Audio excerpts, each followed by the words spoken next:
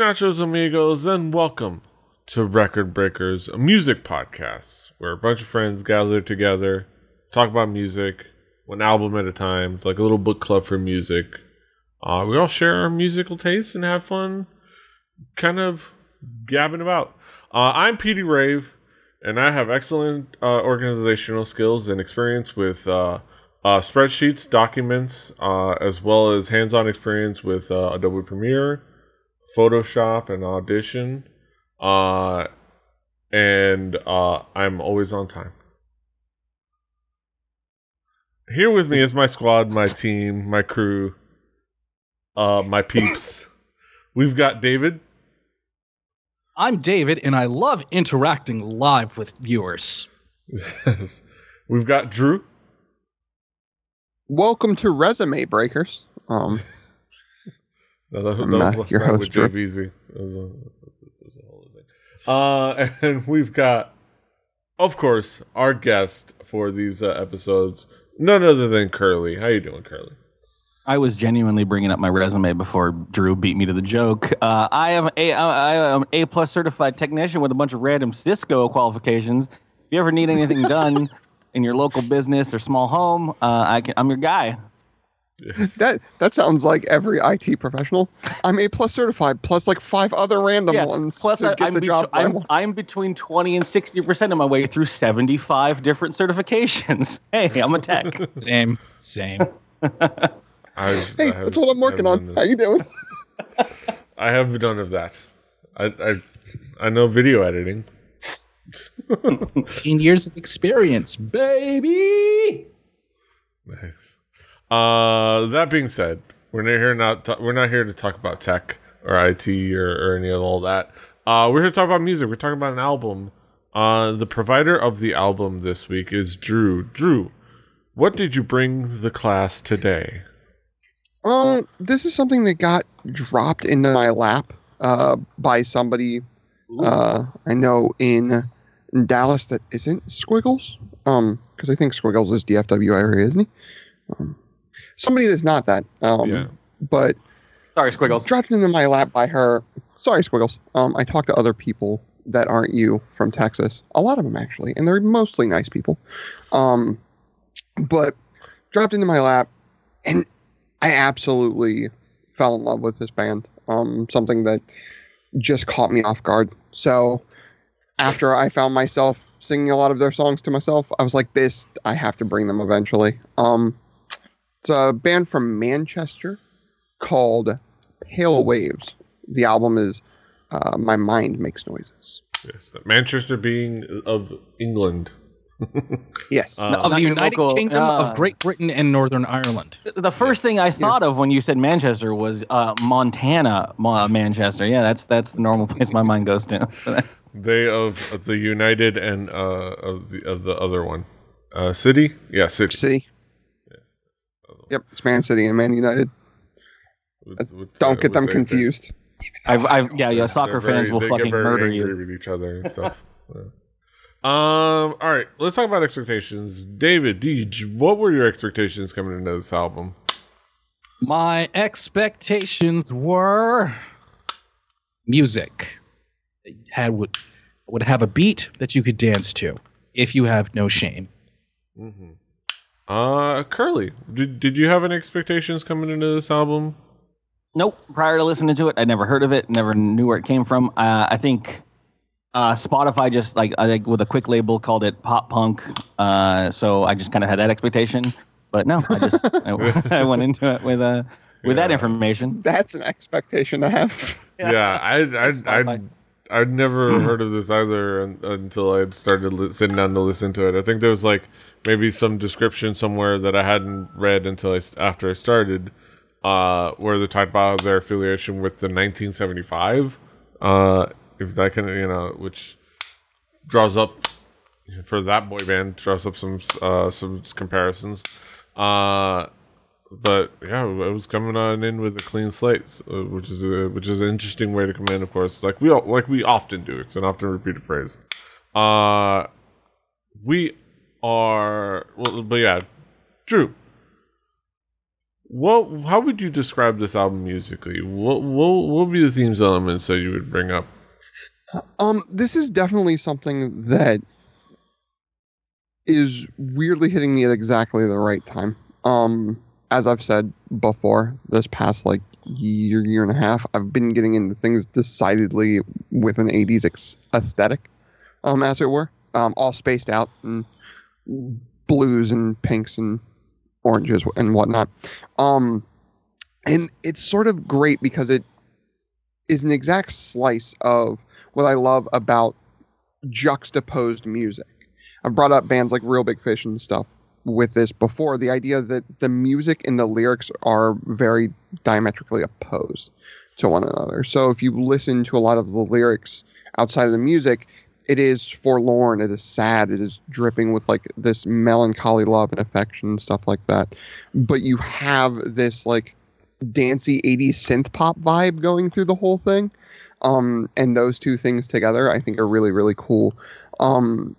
You have a band that's only been together since like 2014, but the album itself musically is very tight and very well put together. It's something that, like I said, the 80s synthiness of it brings thoughts of like the pop groups and pop singers of that like mid 80s, early 90s like mall vibe almost at times. But with this like melancholy goth feel to it, which is weird. Like if Debbie Gibson like was mad at the world and was in The Cure, that's sort of what this band is, and I'm completely okay with all of it. In my notes, Drew, I had if Taylor Swift went through a Cure phase. Yes. To throw it in there too, I did write down Cure references, but I was more of like it's like the poppy Cure like in some of the songs, like yeah. It's like not the deep dark Cure. It's the ones that spin on the radio Cure. It's Friday I'm in Love Cure. Yeah.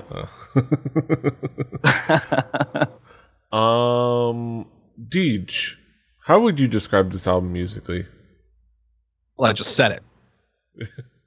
But I will expound. I shall expound. Explicate for us. I shall. The Debbie Gibson comparison and the mall vibes from the 80s was definitely one that came through my mind as well, as Drew alluded to. I said the Taylor Swift line in a complimentary way, in that the songs were well-crafted, well-constructed pop songs, and there really wasn't anything terrible about this entire presentation. Yeah. It was just very, very 80s chic, but in a good way. In a good way. Curly, how would you describe this album musically?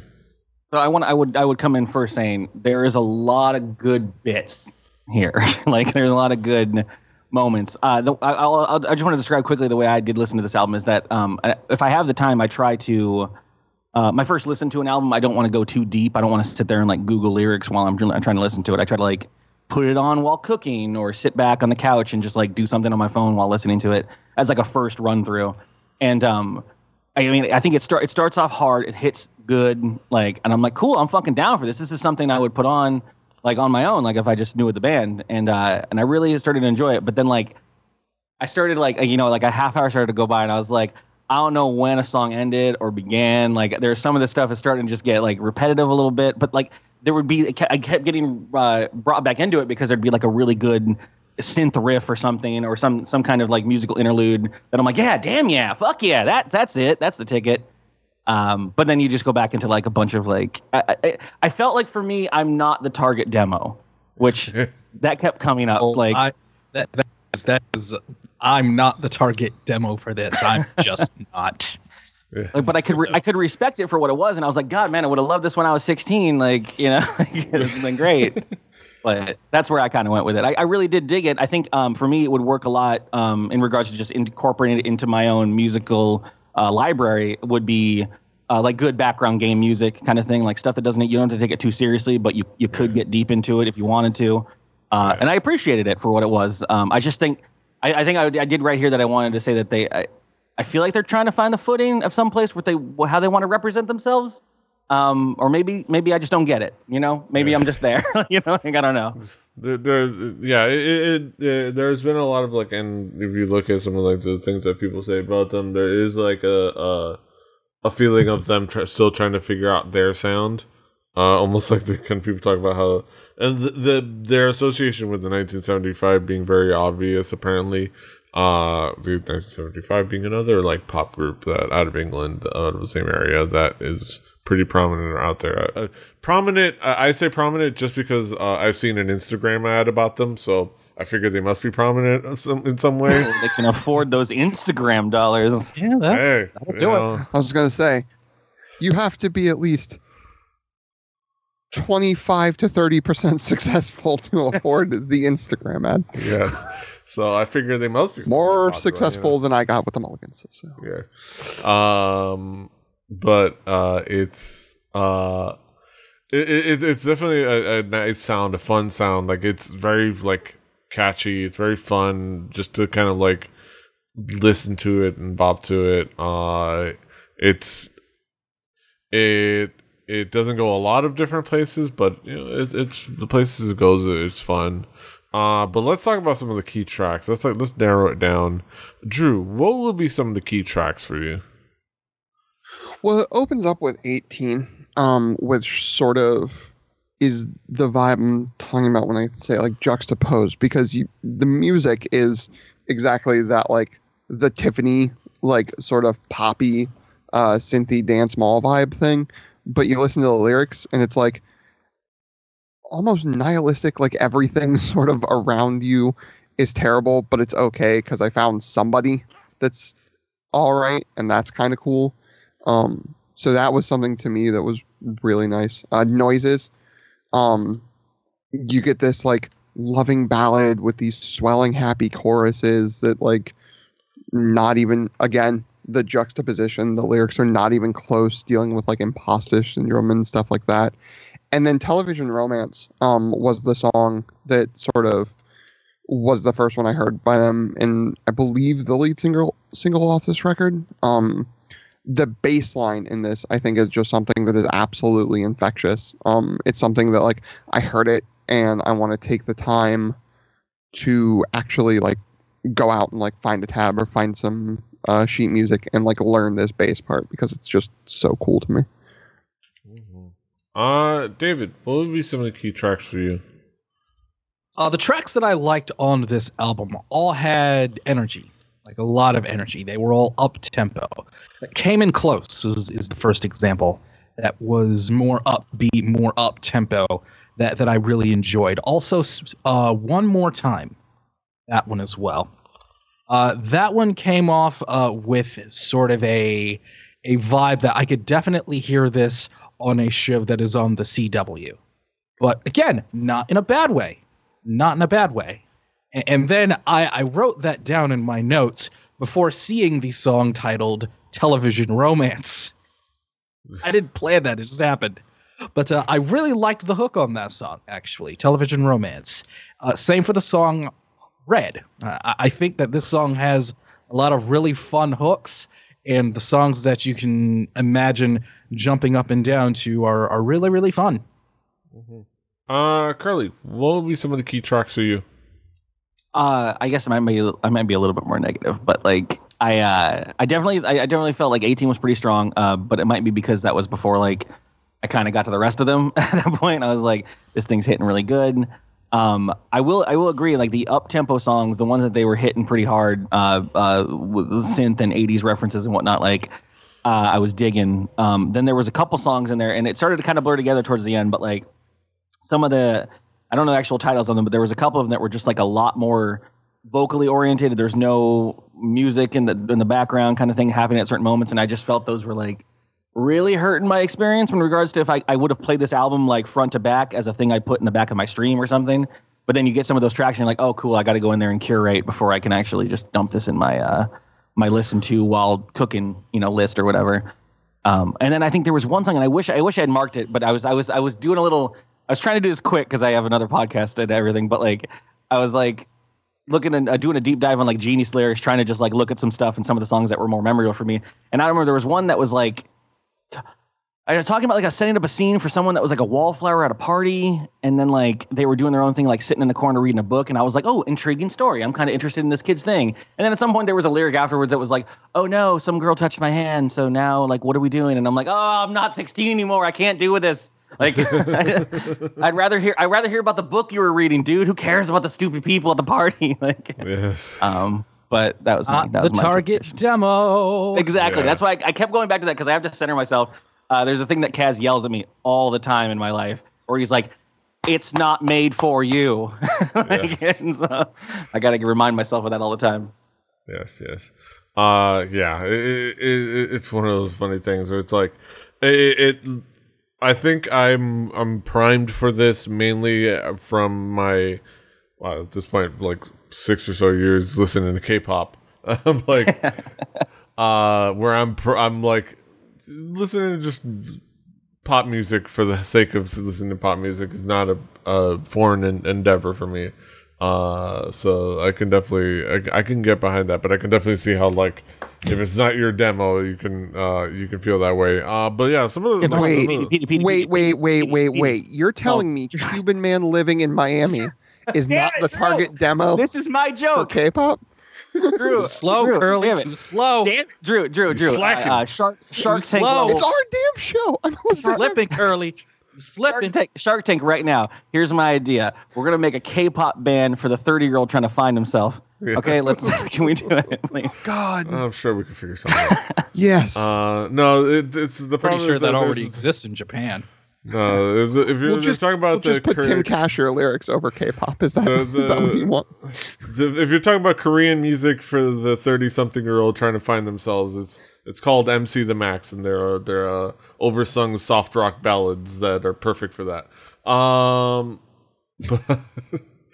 But I might actually bring them up because it's like for discussion. I might bring them in for the future just as an experiment. But that being said, let's talk about some tracks. I want to talk about, there's songs like "There's a Honey," which is a nice one of the singles. It's just nice and engaging and fun. I also love, I think if you mentioned "Loveless Girl," that one, it's the classic of like the hook that it's just the sample, the repeated word sample hook, the just do it on a sample with somebody saying different syllables. Just that's the easy hook right there, and I think it works well. And then I would give a shout out to She for using they in the lyric, which is nice. Gender neutral inclusivity, which is fun.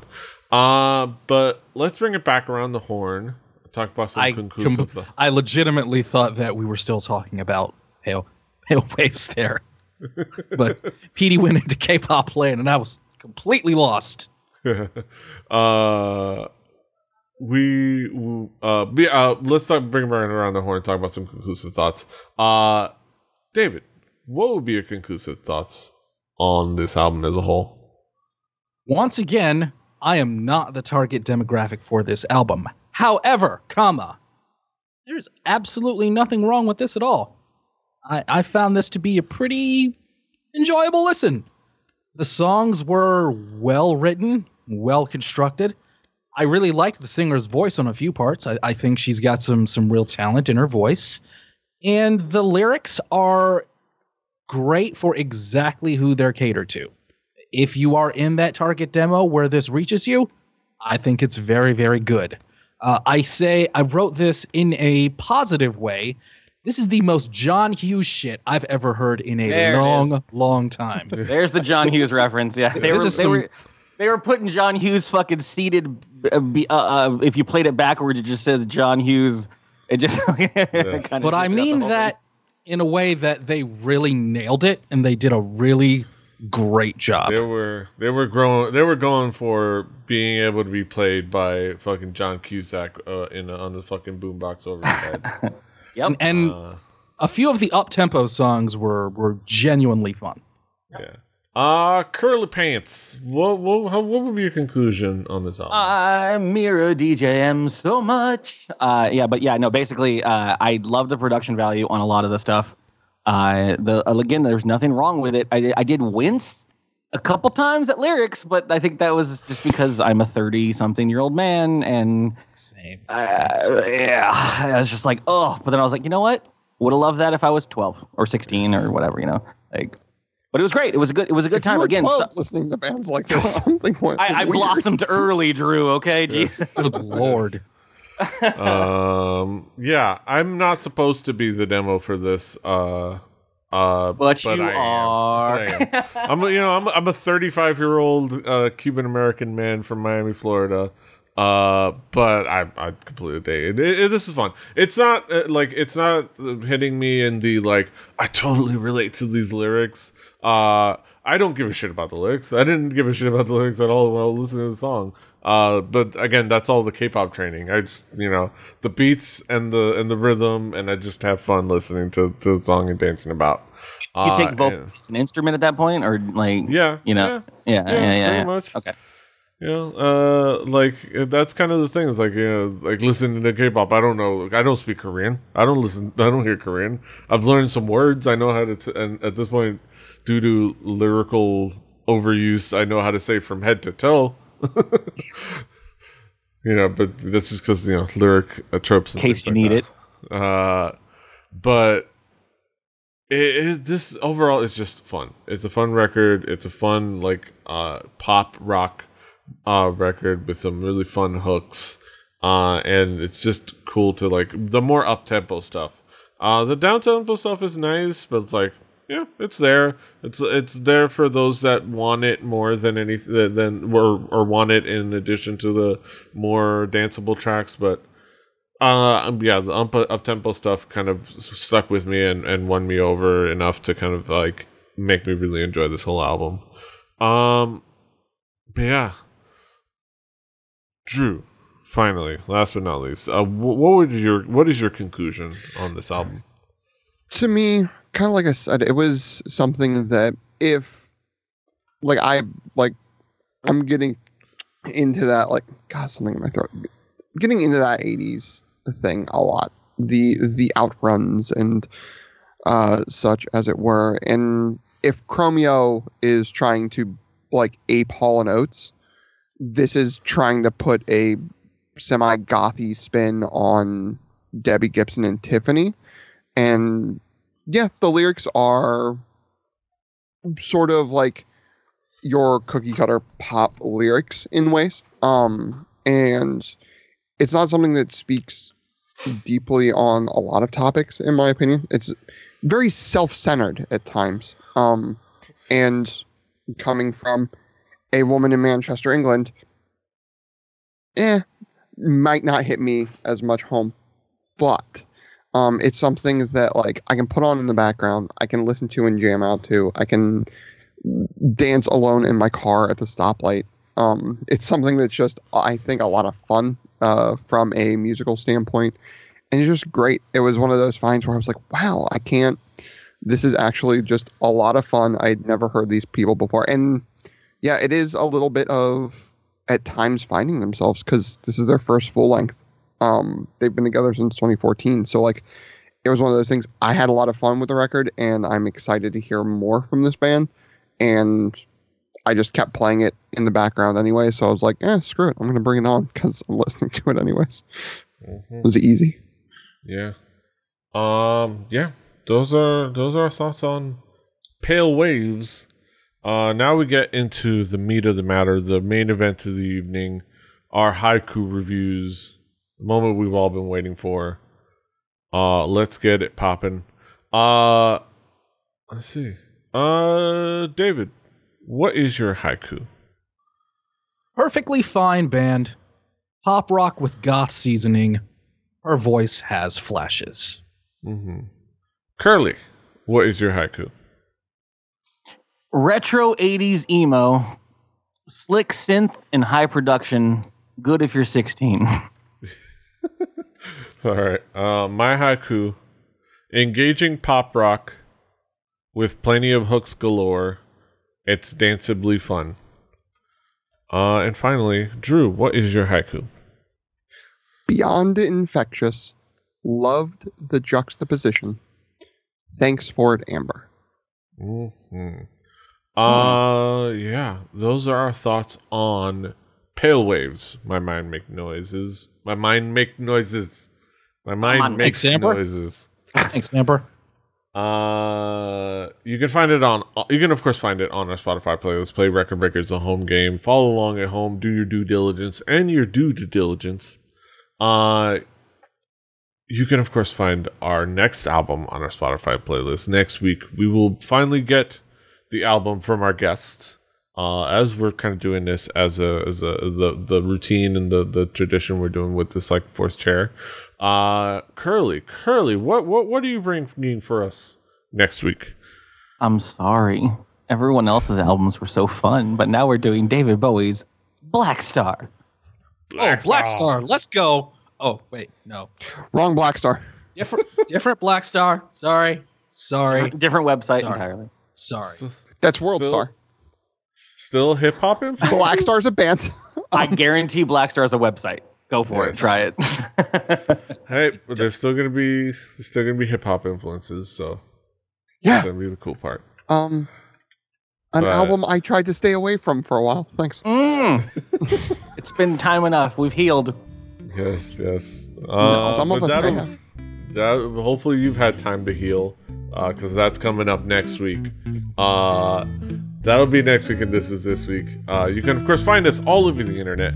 David is at Call Me DJM. Drew is at XDruciferX. Curly is at Curly or DKGTV. I'm at PD Brave. The show is at 4 Record Breakers. That's the number 4 Record Breakers. RecordBreakersPodcast.com. RecordBreakersPodcast@gmail.com. Rebelli.net for this and other shows. Subscribe to the podcast. Give us a positive review. Unsubscribe. And then resubscribe. Give PD a bump in those numbers. He works really, really hard. Do it for PD Rave. He's a good egg. That works. Yeah, don't do it for me. Does that work to unsubscribe and resubscribe? Yeah, it does.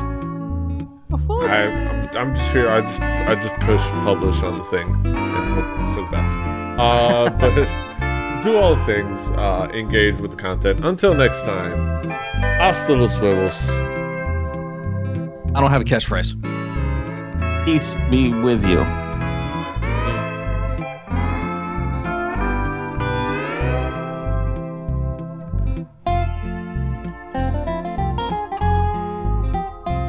Diamond Club hopes you have enjoyed this program.